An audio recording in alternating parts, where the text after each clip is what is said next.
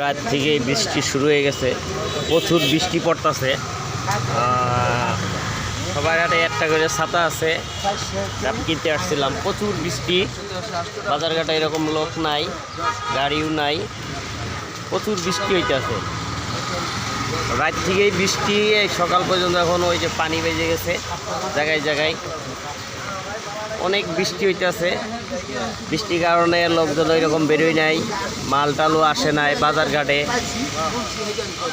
বৃষ্টি হইলেই তো মানুষের একটা ভোগান্তি হয়, স্কুলে যাইতে পারে না।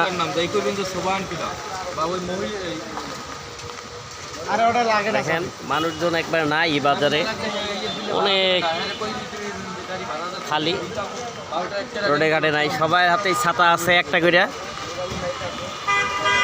বৃষ্টি হইলেই ছাতা লাগে। সবাই ভালো থাকবেন, আসসালামু আলাইকুম।